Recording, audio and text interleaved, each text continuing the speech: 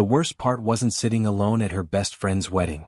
It wasn't even the pitying looks from the other guests or the way conversations stopped when she walked by. The worst part was watching Rebecca, her supposed best friend since college, laugh and celebrate with people who had barely acknowledged Amelia's existence all evening. Amelia Johnson smoothed her emerald green dress for the 100th time and tried to make herself invisible at table 7.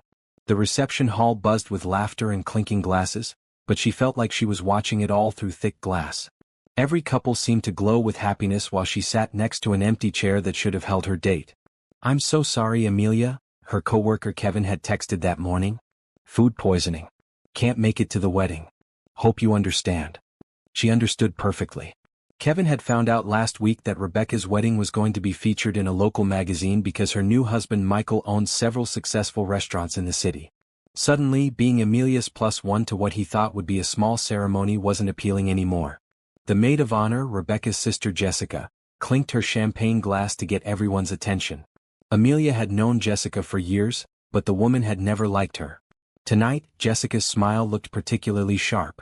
"I want to say something about love," Jessica announced, her voice carrying across the reception hall. "True love finds everyone eventually. Well, almost everyone." Her eyes found Amelia at table 7. "Some people just aren't meant to find love.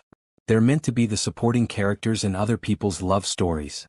Laughter rippled through the crowd. Not cruel laughter, but the kind that came from people who thought they were hearing a funny observation about life. Amelia felt her cheeks burn as several guests turned to look at her empty table setting. Rebecca caught her eye from the head table and gave a little wave, but she didn't correct her sister. She didn't stand up for Amelia. She just smiled and turned back to her new husband. That hurt more than anything else. Amelia had been Rebecca's roommate in college. She had helped Rebecca through her parents' divorce, her struggles in nursing school, and 3 terrible relationships before Michael. When Rebecca needed someone to drive her to job interviews because her car broke down, Amelia was there. When Rebecca got food poisoning the night before her nursing board exam, Amelia stayed up all night taking care of her. But apparently, none of that mattered now that Rebecca was married and surrounded by her new family. The band started playing a slow song, and couples moved to the dance floor. Amelia watched Rebecca dance with her father, both of them crying happy tears. She remembered helping Rebecca pick out her dress, spending hours at bridal shops and listening to Rebecca worry about every detail. "You'll be my maid of honor, of course," Rebecca had said back then. But 3 months before the wedding, Rebecca called to say she had chosen her sister instead. Family comes first, you know? Amelia had understood then too. She always understood. A waiter approached her table with a fresh glass of champagne. "From the gentleman at the bar," he said, pointing across the room. Amelia looked over and saw a tall man in an expensive dark suit watching her. He had brown hair, kind eyes, and the sort of confident posture that came from success. He raised his own glass slightly in her direction. She felt a flutter of hope, but it died quickly. Men like that didn't notice women like her. He was probably looking at someone else, or maybe it was some sort of mistake. The man started walking toward her table, and Amelia's heart began to race. He moved through the crowd easily, nodding politely to people who tried to stop and talk to him. His focus stayed on her. "Excuse me," he said when he reached her table. His voice was warm and deeper than she expected. "I hope you don't mind the champagne. You look like you could use a friend." Up close he was even more handsome. His suit was perfectly tailored, and his watch probably cost more than Amelia made in 6 months. But his smile seemed genuine, and there was something gentle in his expression. "I'm Ethan," he said, extending his hand. "Ethan Mitchell." "Amelia Johnson," she replied, shaking his hand. His grip was firm but not overwhelming. "Would it be terribly forward of me to ask if I could sit down?" Amelia gestured to the empty chair beside her. "It's all yours. My date canceled last minute." Ethan sat down and looked around the reception hall. "Beautiful wedding. Are you close to the bride?" "We were best friends," Amelia said, then caught herself. "We are best friends. Since college." "That's wonderful. Lifelong friendships are rare." The music changed to something more upbeat, and the dance floor filled with laughing guests. Amelia watched Rebecca spin around in her wedding dress, surrounded by her new family and husband's friends. "Can I ask you something?" Ethan said, leaning closer so she could hear him over the music. Amelia nodded. "Would you be willing to help me with something? I promise it's not inappropriate or dangerous." She looked at him carefully. There was something serious in his expression now, something that made her think he really did need help. What kind of help? Ethan glanced around the room, then back at her. I need you to act like you're mine tonight. Have you ever felt invisible at the moment when you needed support the most? Have you wondered what it would feel like to have someone choose you when everyone else looks past you? Share your thoughts in the comments below and subscribe to see how this incredible night unfolds for Amelia. Amelia stared at Ethan, certain she had misheard him over the wedding band. I'm sorry, what did you say? I know how it sounds, Ethan said, his voice low and urgent. But I need you to pretend to be my date tonight. Just for a few hours. She looked around the reception hall, wondering if this was some sort of elaborate prank. Why would you need me to do that? Ethan ran a hand through his hair, and for the first time since he sat down, he looked nervous. My ex-girlfriend is here. She's been persistent since our breakup 6 months ago. When I saw her across the room earlier, she started heading my way with that look in her eyes. What look? The one that says she thinks we're getting back together. He gestured discreetly toward a table near the dance floor. The woman in the red dress talking to the bride's mother. Amelia followed his gaze and saw a stunning blonde woman in a form-fitting red dress. She was everything Amelia wasn't, tall, confident, and surrounded by admirers. She's beautiful. She's also manipulative, demanding, and thinks my money means she owns me. Ethan turned back to Amelia. I came to this wedding because Michael is a good friend and business partner. I didn't know she would be here. So you want me to pretend to be your girlfriend? Just for tonight. I'll make it worth your time, I promise. And you'll be helping me avoid a very uncomfortable situation. Amelia looked down at her dress, then back at the woman in red. I don't think anyone would believe that you and I are together. Why not? Look at her, then look at me. We're not exactly in the same league. Ethan's expression grew serious. First of all, you're beautiful. Second, you have something she doesn't. What's that? Kindness. I can see it in your eyes. You care about people. He paused. She only cares about herself. The sincerity in his voice made Amelia's chest tight. When was the last time someone had called her beautiful and meant it? What exactly would this involve? She asked. Nothing inappropriate, I promise. We'd sit together, maybe dance once or twice. I'd introduce you as my girlfriend. We'd act like we're happy together. And what do I get out of it? Ethan smiled. Besides helping someone in need? I'll make sure you have the best night you've had in months. You looked like you needed rescuing as much as I do. That stung, but it wasn't wrong. She had been sitting alone, feeling sorry for herself while her best friend celebrated the happiest day of her life. Plus, Ethan continued, I'll owe you a favor. A big one. And I'm someone who can pay his debts. The way he said it made Amelia think he was talking about more than money. There was something about Ethan that made her want to trust him, even though they had just met. What happens when people ask questions? I don't know anything about your life. We'll keep it simple. We met through work, we've been dating for a few months, and we're taking things slow. He reached into his jacket and pulled out his phone. What do you do for work? I'm a marketing coordinator. Well, I was until last month. What happened last month? Budget cuts. I've been freelancing since then, but it's not going well. Ethan's expression grew thoughtful. Marketing. That's actually perfect. I could use someone with marketing experience. For what? I'll tell you later. Right now, my ex is heading this way. Amelia glanced over and saw the woman in red walking toward their table with determination. Her smile looked predatory. So? Ethan asked. Will you help me? Amelia thought about sitting alone for the rest of the evening, watching happy couples dance while Jessica made more comments about people who weren't meant for love. She thought about going home to her empty apartment and spending Sunday sending out more job applications that would probably be ignored. Then she looked at Ethan, who was offering her a chance to feel wanted, even if it was just pretend. Yes, she said. I'll help you. Relief flooded Ethan's face.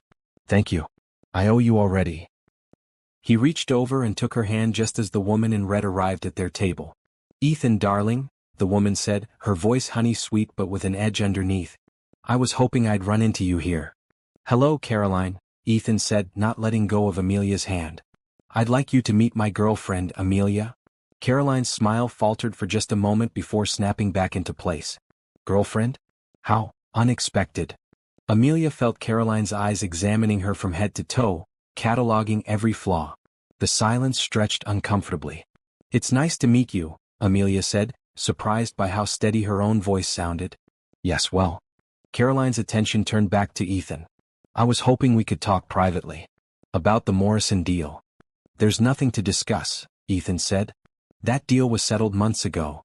Still, I think we should. Caroline. Ethan's voice carried a warning. I'm here with Amelia, and I'd like to enjoy the evening with her. Caroline's smile became razor sharp. Of course. How long have you two been together? Amelia felt panic rise in her throat, but Ethan squeezed her hand gently. 3 months, he said. Best 3 months I've had in years. The way he said it, looking directly at Amelia with warmth in his eyes, almost made her believe it herself. How romantic, Caroline said. And where did you meet? Through work, Amelia said, finding her voice. Ethan needed someone with marketing experience. Oh, you work for him? There was something dismissive in Caroline's tone that made Amelia's spine straighten. I work with him. We're partners. It wasn't exactly true, but Ethan's approving squeeze of her hand told her she had said the right thing. Partners? Caroline repeated. How modern. The band struck up a slow song and Ethan stood up, still holding Amelia's hand. Would you like to dance? He asked.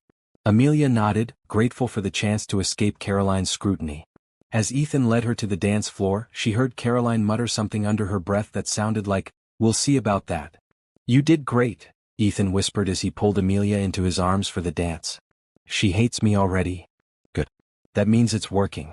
Amelia looked up at him as they swayed to the music. What exactly did I just get myself into? Ethan smiled, and for a moment she forgot this was all pretend. Something that might be the best thing that ever happened to both of us. Dancing with Ethan felt like stepping into a different life. He moved with confidence, leading her easily through the slow song while other couples swayed around them. Amelia could feel eyes watching them, but for once the attention didn't make her want to disappear. You're a good dancer, she said, looking up at him. My mother insisted on lessons when I was 12. I hated it then, but I'm grateful now. It shows. Ethan spun her gently, and when she came back to him, his smile was genuine. You're not what I expected when I walked over to your table. What did you expect? Someone who needed rescuing. But you're rescuing me just as much. The song ended, but Ethan didn't let go of her hand as they walked back toward their table. Caroline was nowhere to be seen, but Amelia noticed other guests watching them with interest. Amelia? A familiar voice called out. Rebecca was walking toward them, her wedding dress trailing behind her like a cloud of white silk. Her face showed confusion and curiosity. Rebecca, hi, Amelia said, suddenly nervous. Congratulations again. Everything is beautiful. Thank you. Rebecca's eyes moved to Ethan, then to their joined hands. I don't think we've met. Ethan Mitchell, he said, extending his free hand. Congratulations on your marriage. Thank you. Rebecca shook his hand but kept looking between him and Amelia. Amelia, I thought Kevin was your plus one. He got sick, Amelia said. Ethan came instead. Instead. Rebecca's eyebrows rose. You mean? We're dating, Ethan said smoothly. I know Amelia was excited to introduce me to her best friend.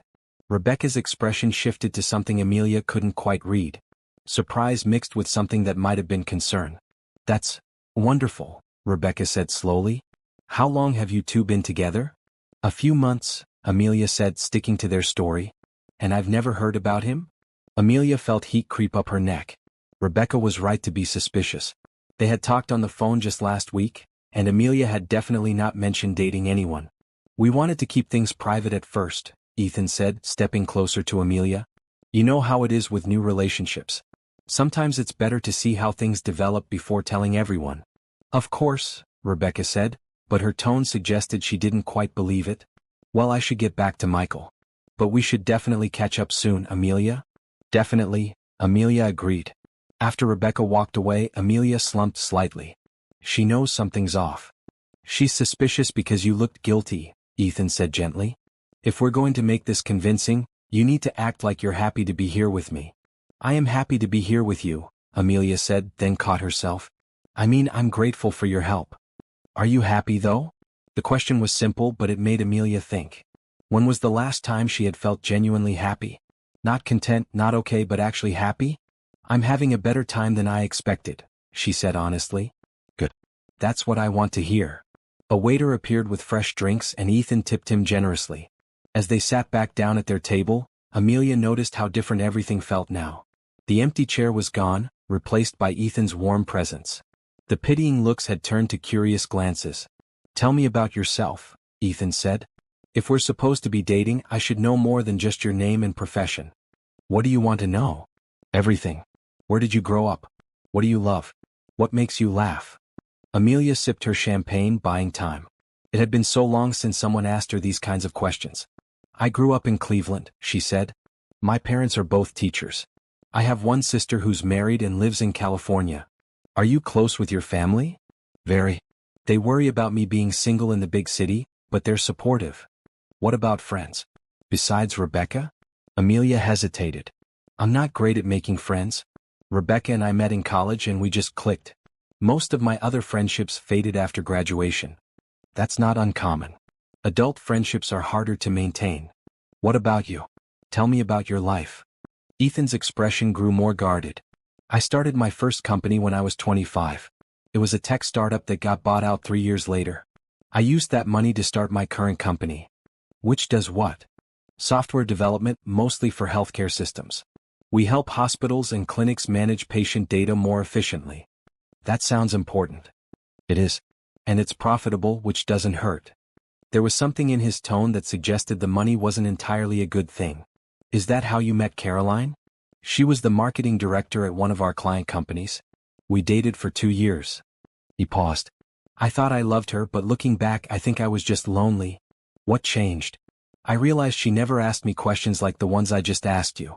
She knew my net worth, my business schedule, and my credit score, but she didn't know what made me laugh or what I did on Sunday mornings when no one was around.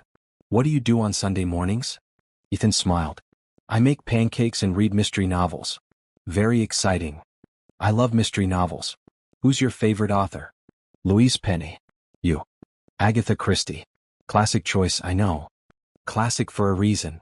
They talked for another hour, sharing stories and discovering surprising connections. Ethan had also grown up in Ohio, just 2 hours from Amelia's hometown. They both loved hiking, hated romantic comedies, and had complicated relationships with social media. This is the longest conversation I've had with someone new in months, Amelia admitted. Same here. Most people want to talk about business or ask me for favors. Is that why you don't like being wealthy? Ethan looked surprised. How did you know I don't like it? The way you said it was profitable. Like you were apologizing for having money. You're very observant. It's a defense mechanism. When you're used to being overlooked, you learn to pay attention to details. I don't think you're someone who should be overlooked. The sincerity in his voice made Amelia's heart skip. Even if this was all pretend, Ethan had a way of making her feel seen that she hadn't experienced in years. The band announced the last dance, and couples began moving to the floor for one final song. Shall we? Ethan asked, standing and offering his hand. We should probably make one more appearance, Amelia agreed. As they danced to the slow, romantic song, Amelia found herself forgetting that this was all an act. Ethan held her close and she could smell his cologne, feel the warmth of his hand on her back.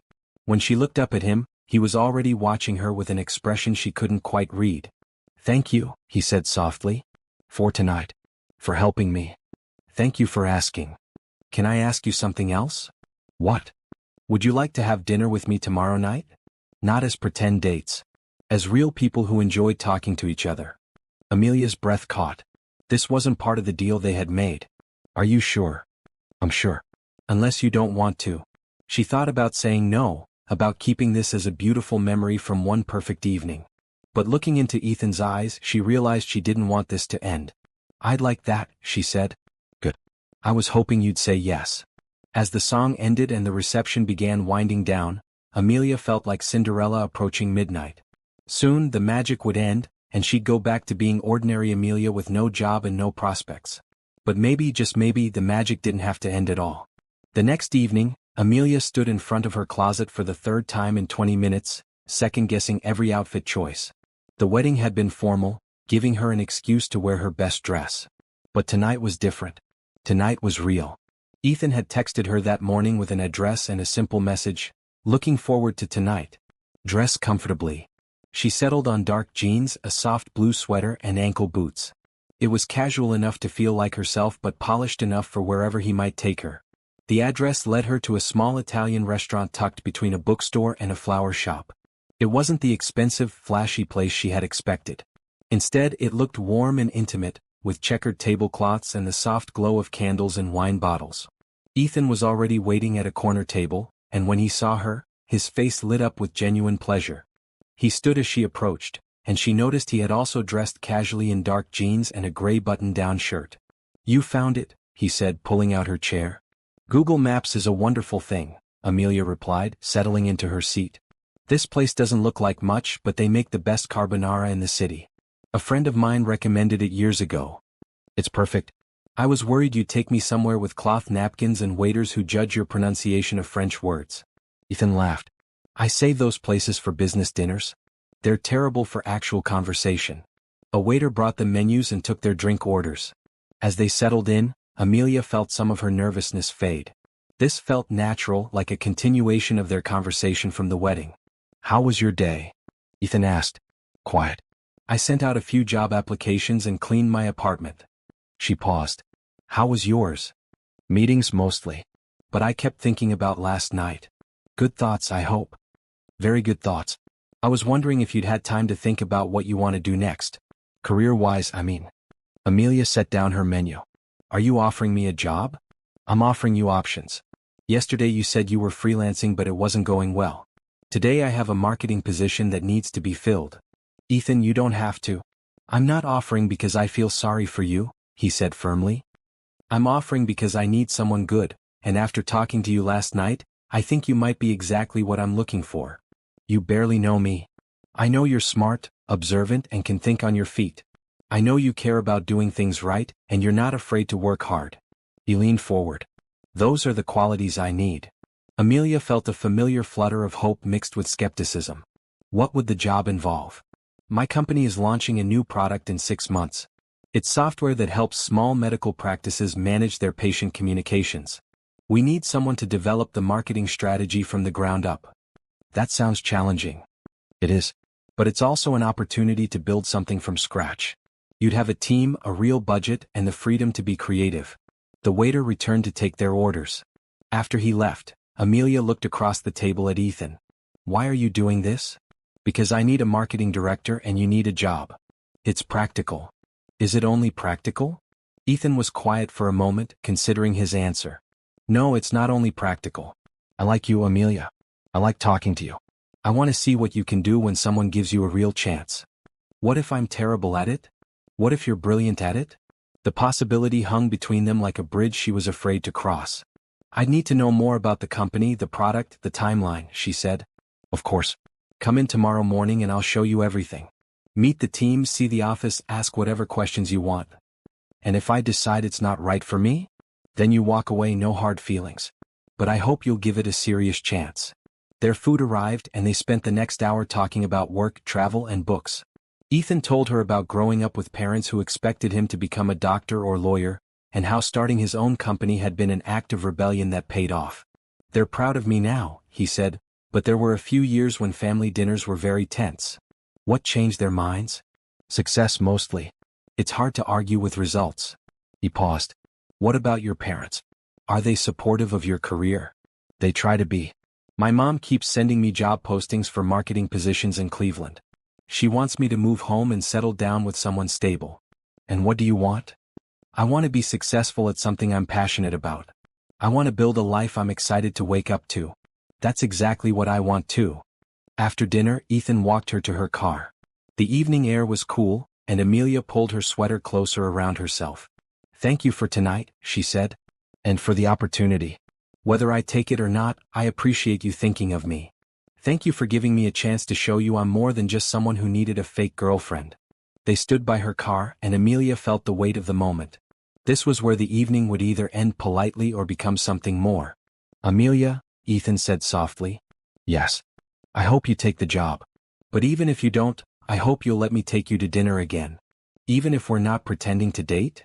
Especially if we're not pretending." He stepped closer and for a moment, Amelia thought he might kiss her. Instead, he reached out and tucked a strand of hair behind her ear. "I'll see you tomorrow morning," he said. 10 o'clock. I'll be there." As she drove home, Amelia's mind raced with possibilities. The job offer was generous, maybe too generous. But there had been something in Ethan's eyes when he talked about his company, a passion that went beyond profit margins and quarterly reports. And there had been something else, something that made her think this dinner had been as meaningful for him as it had been for her. Her phone buzzed with a text message as she parked outside her apartment building. "Thank you for a perfect evening. Sleep well." She typed back quickly, "Thank you for the best day I've had in months. See you tomorrow." As she got ready for bed, Amelia found herself imagining what it would be like to work with Ethan, to see him every day, to build something together. It was dangerous to hope for too much, but for the first time in weeks she felt like good things might actually be possible. Tomorrow she would learn more about his company and make a decision that could change everything. Tonight, she would let herself believe that sometimes fairy tales did continue past midnight. Ethan's office building was nothing like what Amelia had expected. Instead of a sterile glass tower, she found herself standing in front of a converted warehouse in a trendy part of downtown. The brick exterior was softened by large windows and climbing ivy, giving it an almost residential feel.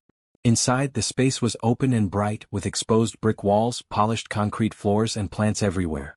Employees worked at standing desks, in comfortable lounge areas, and in glass-walled conference rooms. The atmosphere was relaxed but focused. "Amelia," Ethan called out as she stood in the lobby, taking it all in. He approached with a warm smile, dressed in jeans and a navy pullover. "Right on time." "This place is amazing," she said honestly. "It's not what I pictured." "What did you picture?" "Something more corporate. More intimidating. I wanted to create a space where people actually want to spend their time. Come on, let me show you around." He led her through the different areas, introducing her to team members and explaining how the company was organized. Everyone seemed genuinely happy to meet her, and several people mentioned that Ethan had been talking about bringing in a marketing director for months. "Here's where you'd be working," Ethan said, stopping at a corner office with large windows overlooking the street. "If you take the position." The office was empty but inviting, with built-in bookshelves and enough space for a proper desk and meeting area. "It's beautiful," Amelia said. "But this seems too nice for someone you've known for 2 days." "It's not too nice for someone who's going to help us reach thousands of small medical practices across the country." They settled into chairs by the window and Ethan pulled out a tablet. "Let me show you what we're working on."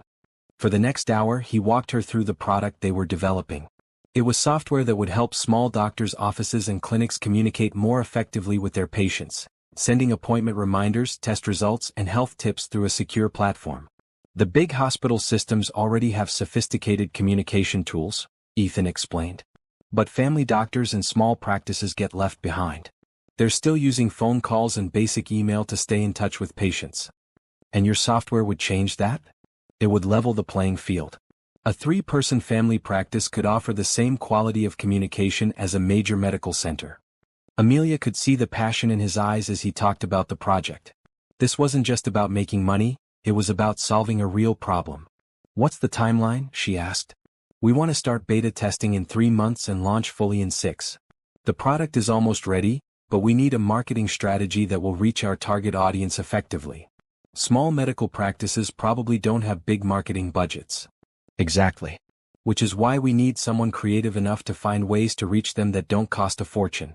Amelia's mind was already spinning with ideas.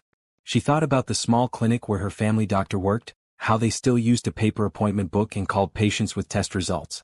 "I'd want to interview some of your target customers," she said. "Understand their current processes and pain points." "Absolutely. I can set up calls with a dozen practices we've been working with. And I'd want to research what your competitors are doing. We'll give you access to all our competitive analysis."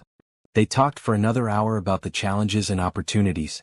Amelia found herself getting excited about the project, imagining campaigns and strategies that could make a real difference. "Can I ask you something personal?" Ethan said as they took a break. "Sure. What happened at your last job? You mentioned budget cuts, but..." Amelia sighed. "The truth is, my boss never liked me. I think he saw me as a threat because I had ideas that were different from his. When they needed to cut costs, I was an easy target." "What kind of ideas?" "He wanted to focus all our marketing on big corporate clients. I thought we were missing opportunities with smaller businesses who needed our services just as much." She paused. "Sound familiar?" Ethan smiled. "Very familiar. You'd fit in well here." "Why did you start this company?" "Because I got tired of working for people who only cared about profit margins. I wanted to build something that actually helped people. Even if it made less money? Making money is important, but it's not the only thing that matters. When I was growing up, my family doctor knew everyone in town. He cared about his patients as people, not just medical cases. But he spent half his time on paperwork and phone calls instead of actually helping people. So you decided to give him better tools. And thousands of doctors like him. Amelia looked around the office at the employees working on their projects, at the energy and purpose that filled the space. I want the job, she said. Ethan's face lit up. Really? Really? When can I start? Tomorrow if you want. We'll work out all the details, salary, benefits, everything. But I'm thrilled to have you on the team. Thank you. For believing in me. Thank you for taking a chance on us. They spent the rest of the morning working out the practical details. The salary was more than Amelia had hoped for, the benefits were excellent, and she would have a team of 3 people to work with. As they finished the paperwork, Ethan's assistant knocked on the door. Sorry to interrupt, she said. But your lunch meeting is here. Already? Ethan checked his watch. I'm sorry, Amelia. I have a client lunch that I can't reschedule. Of course. I should probably go home and start preparing anyway. Actually, Ethan said, would you like to have dinner tonight? To celebrate your new job. I'd love that. Great. I'll pick you up at 7. As Amelia walked back to her car, she felt like she was floating. She had a job, a good job with a company she believed in and a boss who valued her opinions. More than that, she had Ethan, who seemed to see potential in her that she sometimes forgot she had. Her phone rang as she reached her car. Rebecca's name appeared on the screen. Hey, Amelia answered. Hey yourself. How are you doing after the wedding? I'm good. Really good actually. I wanted to talk to you about your date. Ethan? Amelia felt her stomach clench. What about him? Where did you meet him? You never mentioned dating anyone. I told you we met through work. But you don't have a job right now. Rebecca was right, and Amelia realized she needed to be more careful with her story. I was doing some freelance work for his company. We started talking and things developed from there. He seems nice, but don't you think it's moving a little fast? Bringing him to my wedding when you've only been dating a few months. It's fine, Rebecca. I can handle my own relationships. I know you can. I just worry about you. You're so trusting and sometimes people take advantage of that. Ethan's not taking advantage of me. How do you know? You said yourself he's wealthy. Maybe he's looking for someone who won't make demands on him. The suggestion stung because it echoed Amelia's own fears. I have to go, Amelia said. But I'm fine really? Okay. But if you need to talk, I'm here.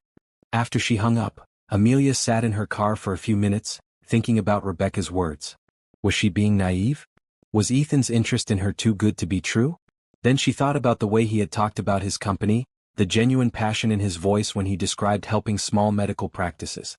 She thought about how he had listened to her ideas and valued her opinions.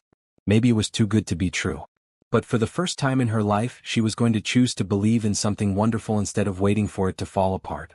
Tonight, she would celebrate her new job and see where this unexpected relationship might lead. Tomorrow she would start building the life she had always wanted. 3 weeks into her new job, Amelia felt like she was living someone else's life.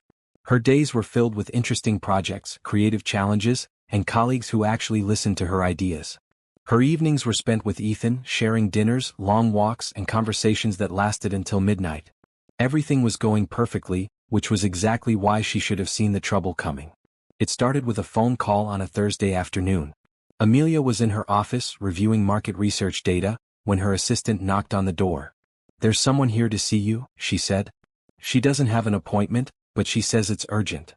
Who is it? Caroline Westfield. She says she knows you. Amelia's stomach dropped.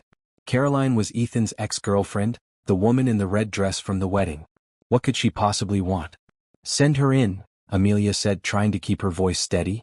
Caroline walked into the office like she owned the place. She was just as stunning as Amelia remembered, wearing a designer suit and carrying a handbag that probably cost more than Amelia's monthly rent. Amelia, Caroline said with a smile that didn't reach her eyes. What a lovely office. Ethan certainly takes care of his employees. Caroline, what can I do for you? I was hoping we could have a chat. Woman to woman. Amelia gestured to the chairs by the window. What about? Caroline sat down and crossed her legs elegantly. About Ethan, of course. And about this little arrangement you two have. I'm not sure what you mean. Oh, come now.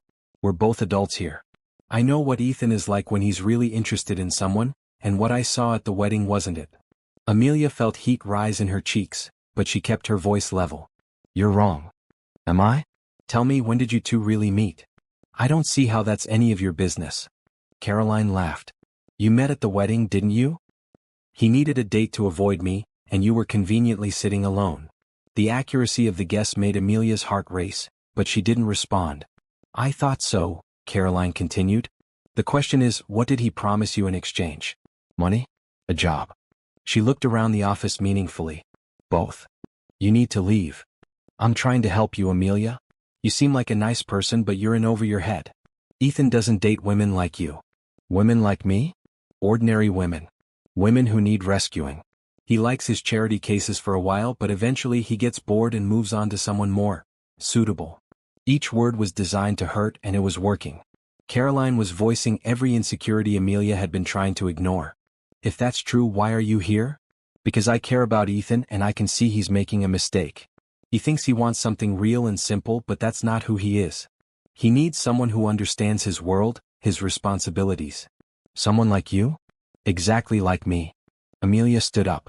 This conversation is over. Please leave. Caroline rose gracefully and smoothed her skirt. Think about what I've said, Amelia.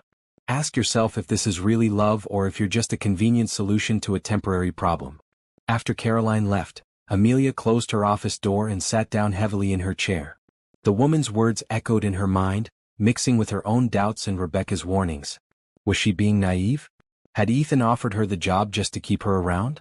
Was their relationship real, or was she just filling a role in his life? Her phone buzzed with a text from Ethan. Looking forward to dinner tonight. I have something special planned. Usually, a message like that would have made her smile. Today it made her stomach twist with anxiety. That evening Ethan picked her up at 7 as planned. He seemed excited about something, practically bouncing with energy as they drove across town. Where are we going? Amelia asked. You'll see. It's a surprise. He pulled up in front of an elegant restaurant downtown, the kind of place Amelia had only seen in magazines. A valet took their car and the maitre d' greeted Ethan by name. Mr. Mitchell, your table is ready. They were seated at a private table on the restaurant's rooftop, with views of the city lights stretching out below them. It was beautiful and romantic, but all Amelia could think about was Caroline's words. This is incredible, she said, trying to match Ethan's enthusiasm. I wanted tonight to be special. He reached across the table and took her hand. These past few weeks have been amazing. You've made everything better, work and life. Ethan. I know we haven't been together very long, but I feel like I've been waiting for you my whole life. His words should have filled her with joy. Instead, they made her feel guilty and confused. Is that why you hired me? She asked. Ethan looked puzzled. What do you mean? Did you offer me the job because you wanted to keep me around? Because it was convenient? Where is this coming from? Amelia pulled her hand back. Caroline came to see me today. Ethan's expression darkened. What did she say? That you don't really care about me. That I'm just a charity case you'll get tired of eventually. And you believed her? I don't know what to believe. This all happened so fast, Ethan. The job, us, everything. Maybe it's too good to be true. It's not too good to be true. It's just good. How can you be sure? Ethan was quiet for a long moment, staring out at the city lights. Because I've never felt this way before, he said finally. Not with Caroline, not with anyone. When I'm with you, I feel like myself. Not the successful businessman or the wealthy guy everyone wants something from. Just Ethan. But what if Caroline's right? What if we're too different? What if we're not? What if the differences are what make this work? Amelia wanted to believe him, but the doubts were too strong. I think I need some time to figure this out, she said. Time apart. Time to think. About us, about the job, about everything. Ethan nodded slowly. If that's what you need. The drive back to her apartment was quiet and tense. When they pulled up outside her building, Ethan turned to her. Amelia, whatever Caroline said, whatever doubts you're having, remember one thing. I chose you. Not because you were convenient or easy, but because you're extraordinary. I don't feel extraordinary.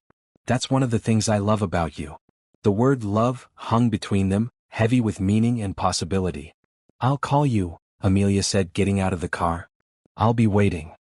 As she watched him drive away, Amelia felt like she was making a terrible mistake. But Caroline's words had planted seeds of doubt that she couldn't ignore. Was she extraordinary enough for someone like Ethan? Or was Caroline right that this was all just a beautiful illusion that would eventually shatter? Tomorrow she would have to decide whether to fight for something wonderful or protect herself from potential heartbreak. Tonight she would try to figure out which choice would hurt less in the long run. Amelia spent the weekend analyzing every moment she had shared with Ethan, looking for signs that Caroline might be right. She replayed conversations, examined gestures, and questioned motives until her head ached from overthinking. By Sunday evening, she was no closer to an answer than she had been on Thursday night. Monday morning at work felt different. Ethan was professional and polite when their paths crossed, but the easy warmth between them was gone. Her team noticed the change, asking if everything was okay, and Amelia realized that her personal confusion was affecting her professional performance. She was in her office late Monday evening, trying to lose herself in market research, when her assistant knocked on the door. "I'm sorry to bother you," she said, "but there's someone here to see you. He says he's Ethan's father." Amelia looked up in surprise. "Send him in." Thomas Mitchell was an older version of his son, with silver hair and the same kind eyes. But there was something formal about his manner that put Amelia on edge. "Miss Johnson," he said, extending his hand. "I'm Thomas Mitchell. Thank you for seeing me without an appointment." "Of course. Please sit down." Thomas settled into the chair across from her desk and looked around the office approvingly. "Ethan has spoken very highly of your work," he said.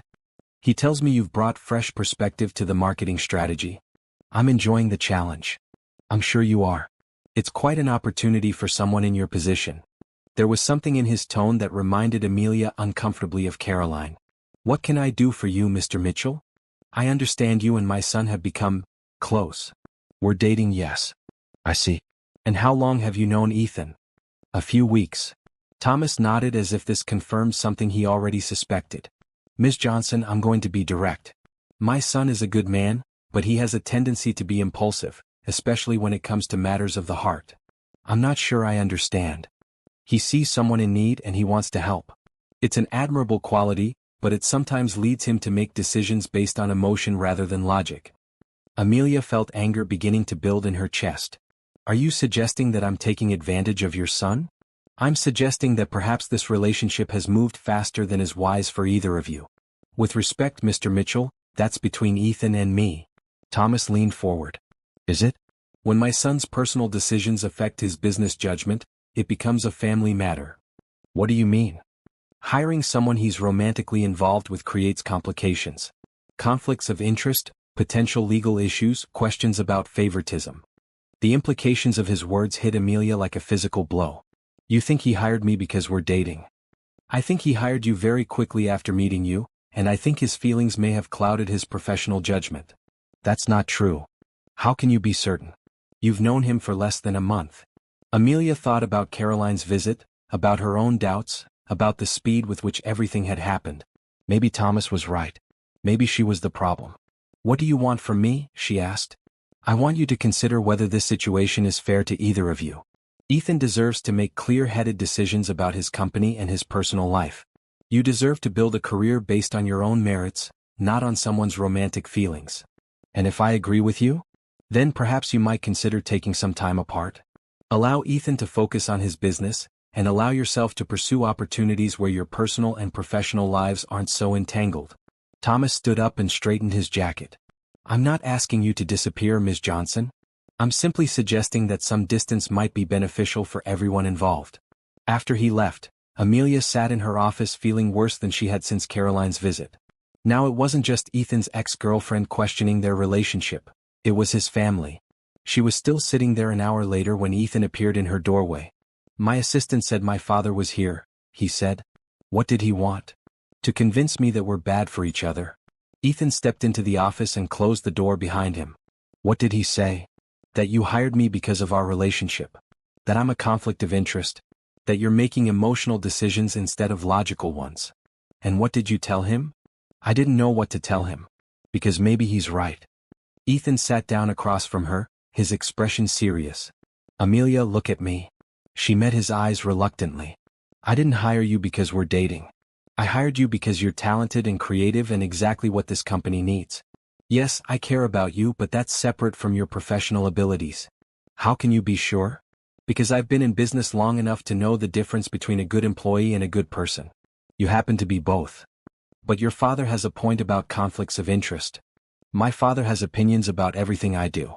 He thinks I should run my company the way he ran his, marry someone from our social circle, and live a life that makes sense on paper.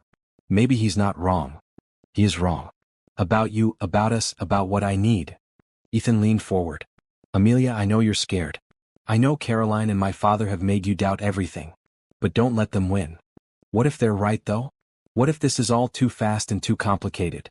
Then we'll figure it out together. But we can't solve anything if you keep pulling away. Amelia looked at Ethan, at the sincerity in his eyes and the hope in his expression.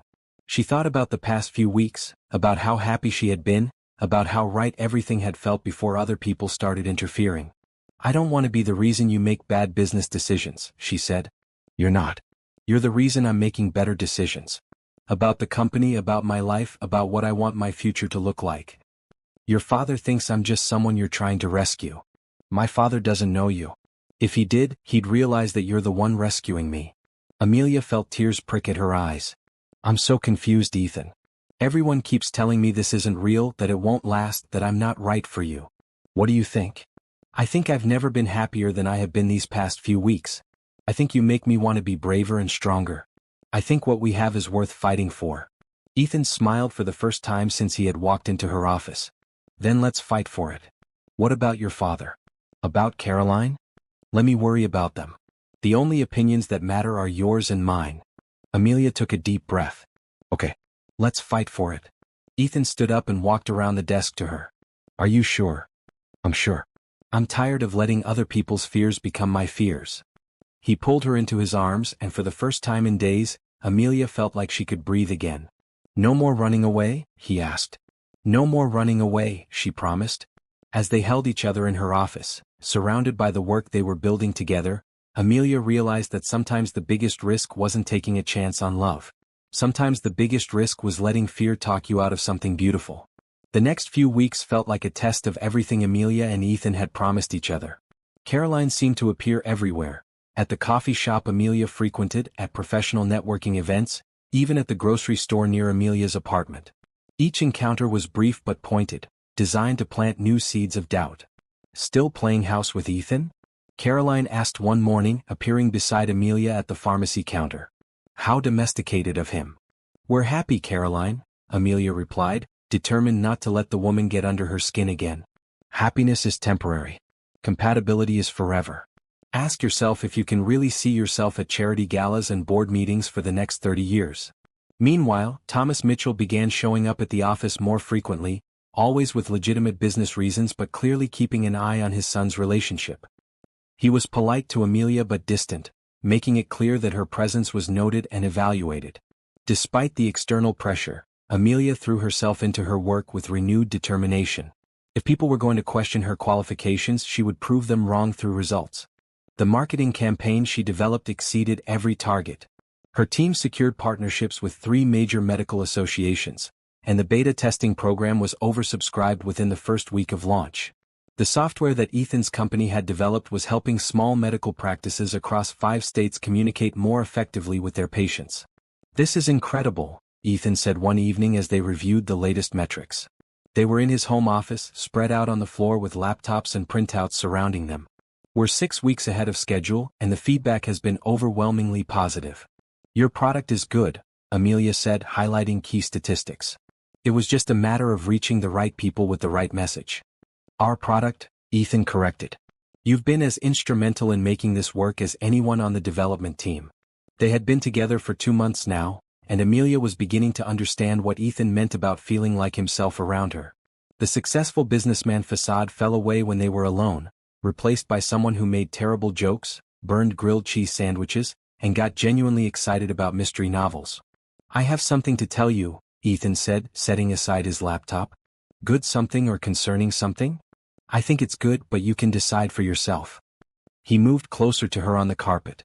I've been offered an opportunity to expand the company. That's wonderful. What kind of expansion? A healthcare consortium in California wants to license our software for their entire network. We're talking about hundreds of practices, tens of thousands of patients. Amelia could see the excitement in his eyes, but there was something else there too. What's the catch? She asked. It would mean relocating the headquarters to San Francisco. Better access to clients, more opportunities for growth, a chance to really scale what we're doing. When would this happen? 6 months. Maybe sooner if we can get the logistics worked out. Amelia felt her stomach clench. What about your life here? Your family? My family will understand. It's good business. What about us? Ethan reached for her hands. I was hoping you'd come with me. To San Francisco? To wherever this takes us.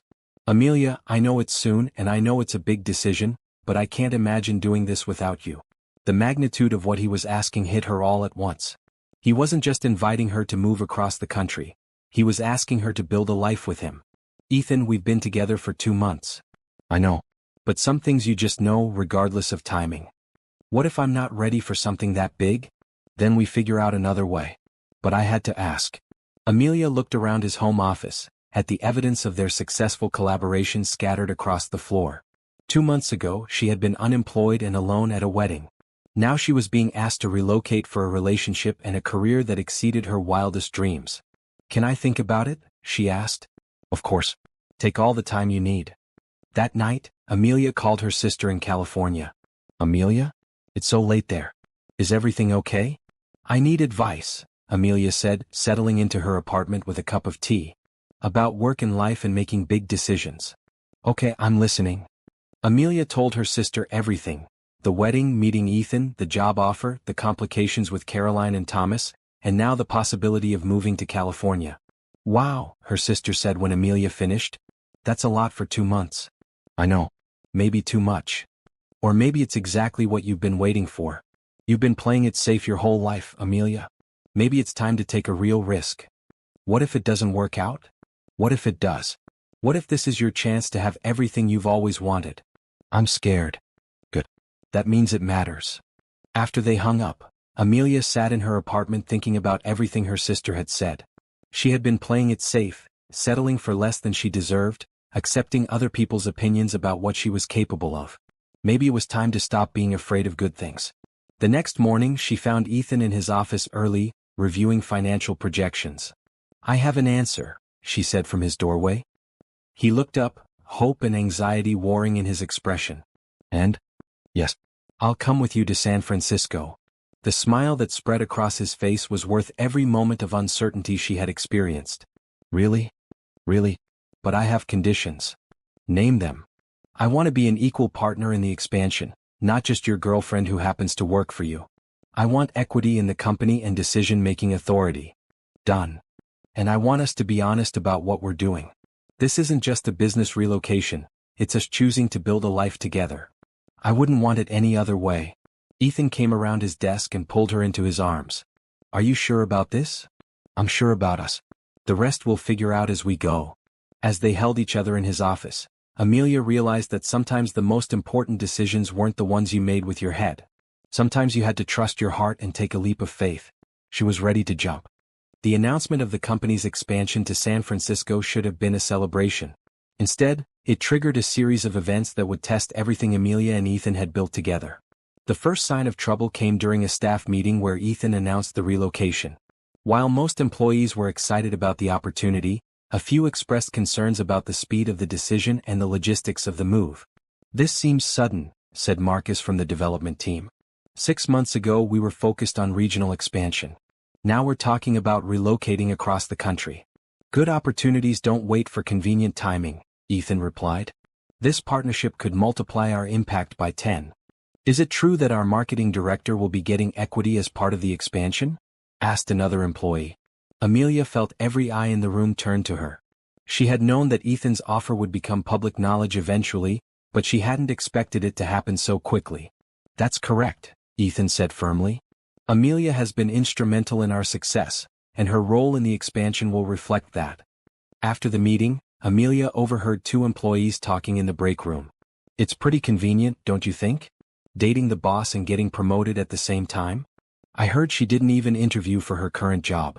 Just got hired after meeting him at some wedding. The words stung because they echoed Amelia's own fears about how their relationship looked to outsiders. That evening, she and Ethan were having dinner at her apartment when her phone rang. Rebecca's name appeared on the screen. I should take this, Amelia said. She's been trying to reach me for days. Amelia, finally, Rebecca said when she answered. I've been worried about you. I'm fine. Just busy with work. That's actually what I wanted to talk to you about. I heard through my cousin that you're moving to California with Ethan. Amelia sighed. She had been planning to tell Rebecca about the move herself, but news traveled fast in their social circle. We're relocating for business reasons, Amelia said. Business reasons? Amelia, you've been dating this man for 2 months, and now you're moving across the country with him. It's not that simple. It sounds exactly that simple. You meet a rich guy at my wedding, he gives you a job, and now you're following him to California. How does that sound to you? Amelia glanced at Ethan, who was pretending not to listen but clearly hearing every word. It sounds like I'm making decisions about my own life, Amelia said. Or like you're being manipulated by someone who knows exactly how to get what he wants. Rebecca, that's enough. Is it? Have you asked yourself why a successful businessman would hire someone with no experience in his industry? Have you wondered why he's moving so fast with this relationship? We're in love, Rebecca. Are you? Or are you grateful, which isn't the same thing? The question hit too close to home. After Rebecca hung up, Amelia sat staring at her phone, her appetite gone. Everything okay? Ethan asked gently. Rebecca thinks I'm making a mistake. She thinks you're manipulating me. What do you think? I think everyone has an opinion about our relationship except us. Ethan moved to sit beside her on the couch. Talk to me. What's really bothering you? Do you ever wonder if we're moving too fast? 2 months ago I was unemployed and single. Now I'm relocating across the country for a man I barely know. You know me. Do I? I know you make good pancakes and read mystery novels, but do I know who you really are? Ethan was quiet for a long moment. What do you want to know? Everything. Your real story, not just the parts you've chosen to share. Okay. Ethan took a deep breath. My father built his company from nothing, and it made him wealthy but miserable. He worked 18-hour days and missed most of my childhood. When I started my own company, I swore I'd do things differently. But success has its own pressures. There are always people who want something from you, who see you as an opportunity rather than a person. Like Caroline? Caroline was attracted to my lifestyle, not to me. She wanted the status and the money, but she had no interest in the person behind it all. How do you know I'm different? Because you've never asked me for anything. You've earned everything I've given you, and you question whether you deserve it even when you obviously do. Maybe that's just another kind of manipulation. Making you feel good about yourself so you'll give me more. Ethan looked hurt. Is that what you think? I don't know what to think anymore. Everyone keeps telling me this is too good to be true. What if it's just good? What if sometimes people meet and connect and build something beautiful together without hidden agendas or ulterior motives? What if it doesn't last? What if we get to California and realize we don't really know each other? Then we'll deal with it. But Amelia, we can't live our lives based on worst-case scenarios. That night, Amelia lay awake thinking about everything Rebecca had said.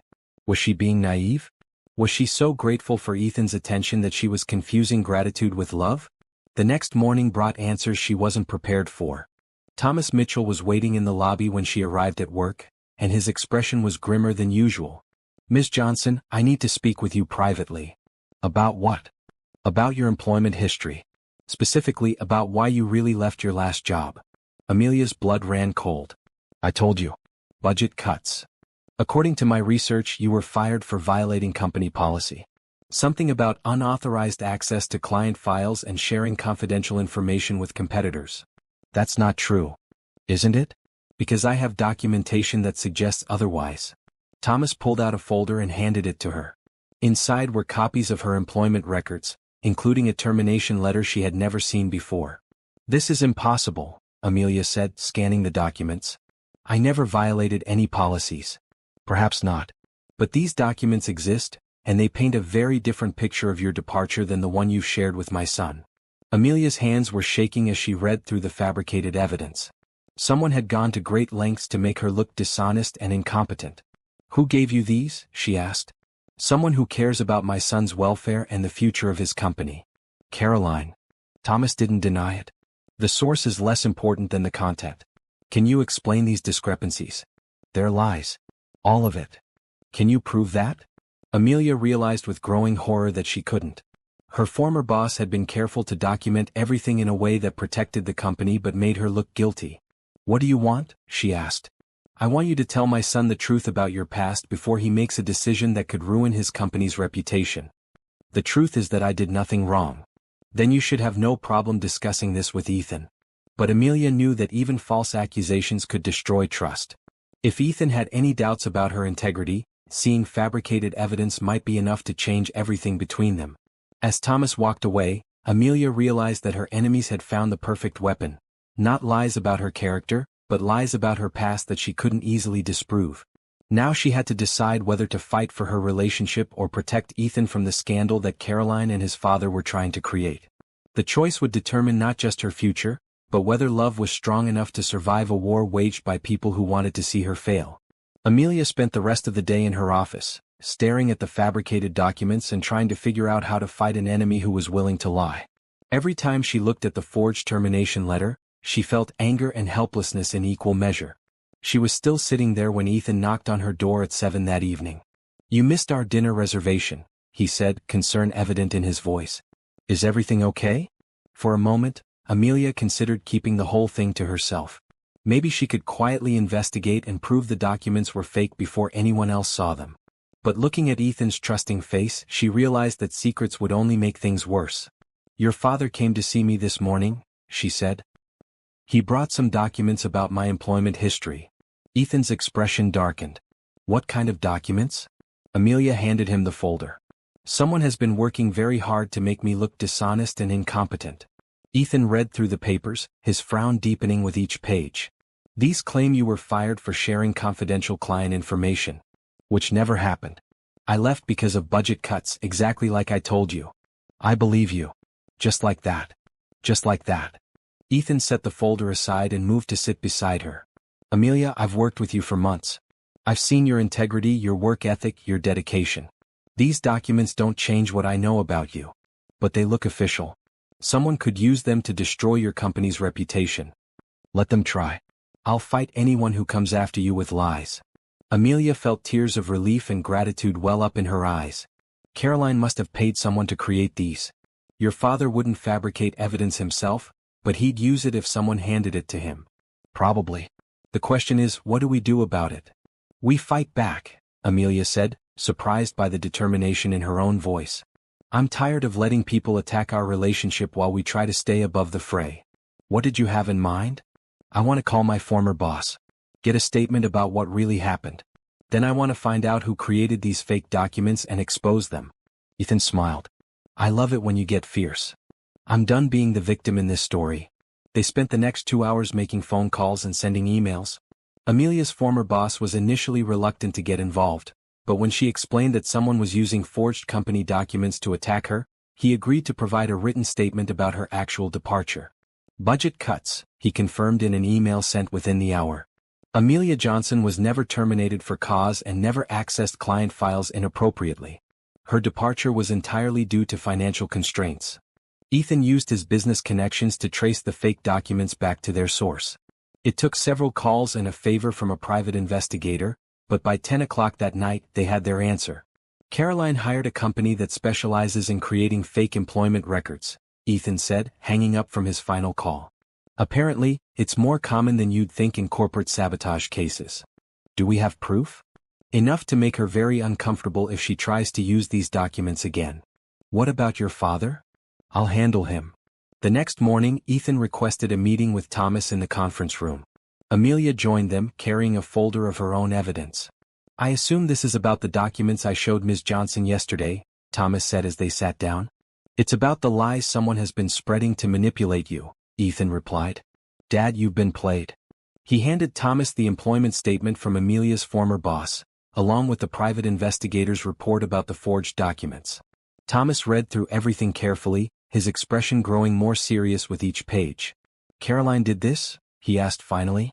"Caroline paid professionals to do this," Ethan corrected. "She's been waging a campaign to destroy Amelia's reputation and our relationship." "I had no idea." "I know you didn't. But I need you to understand something. Amelia is not going anywhere. She's my partner in business and in life, and anyone who attacks her is attacking me." Thomas looked at Amelia with what might have been the beginning of respect. "I owe you an apology, Ms. Johnson. I was concerned about my son's welfare, but I allowed that concern to cloud my judgment." "I understand," Amelia said. "You were protecting your family. Still, I should have investigated more thoroughly before bringing you those documents. The important thing is that the truth is out now, Ethan said. What will you do about Caroline? We're going to give her a choice, Amelia said. She can disappear quietly, or we can make her fabrication of evidence very public. That afternoon, Ethan and Amelia met Caroline at her downtown office. She was as composed as ever, but there was something brittle in her smile when she saw them together. Ethan, what a surprise. And Amelia, how are you settling into your new role? We know what you did, Ethan said without preamble. The fake documents, the forged employment records. We have proof. Caroline's composure slipped for just a moment before snapping back into place. I have no idea what you're talking about. We have the private investigator's report, Amelia said. We know which company you hired and how much you paid them. Even if that were true, it's not illegal to verify someone's employment history. It's illegal to fabricate evidence and use it to damage someone's reputation, Ethan said. It's called defamation and it comes with both civil and criminal penalties. Caroline sat back in her chair, finally understanding that she had been caught. What do you want? She asked. We want you to stop, Amelia said. No more surprise visits, no more lies, no more attempts to sabotage our relationship. And if I refuse? Then tomorrow morning, I'll be making some very interesting phone calls to your clients and professional contacts, Ethan said. I wonder how they'll feel about working with someone who fabricates evidence. Caroline stared at them for a long moment, clearly weighing her options. Fine, she said finally. You win. I'll leave you alone. Good choice, Ethan said, standing up. Because if you ever come near Amelia again, I'll make sure everyone in this industry knows exactly what kind of person you really are. As they walked out of Caroline's office, Amelia felt lighter than she had in weeks. Is it over? She asked. It's over, Ethan confirmed. Now we can focus on the important things. Like moving to California? Like building a life together. 6 months later, Amelia stood in the window of their new office in San Francisco, watching the morning fog roll over the bay. The expansion had been even more successful than they had hoped, with clients throughout the western states and interest from healthcare systems across the country. Admiring the view? Ethan asked, joining her at the window. Admiring everything, Amelia replied. A year ago I was sitting alone at a wedding feeling sorry for myself. Now look at us. Any regrets? About moving here? About us? About any of it? Any of it? Amelia turned to face him, and her breath caught when she saw the small velvet box in his hands. Actually, she said, I do have one regret. Ethan's face fell. What's that? I regret that it took me so long to realize that sometimes fairy tales do come true. His smile was radiant as he dropped to one knee in their office overlooking the San Francisco Bay. Amelia Johnson, he said, will you marry me? Yes, she said without hesitation. Yes to everything. Yes to you, yes to us, yes to whatever comes next. As he slipped the ring onto her finger, Amelia thought about the woman who had sat alone at Rebecca's wedding, convinced that love wasn't meant for her. That woman could never have imagined that a stranger's whisper would change everything. But sometimes the most beautiful love stories begin with someone choosing to take a chance on hope instead of fear. And sometimes, when you're brave enough to say yes to the unexpected, you discover that you were never meant to sit alone after all. You were meant to find the person who would whisper, act like you're mine, and then spend a lifetime making it true. What happens when lonely hearts collide at the worst possible moment? Have you ever wondered if one conversation could change your entire life? Don't forget to subscribe and share your thoughts in the comments about whether love at first sight is real or just a beautiful myth. This story proves that sometimes the people who save us are the ones we least expect to find.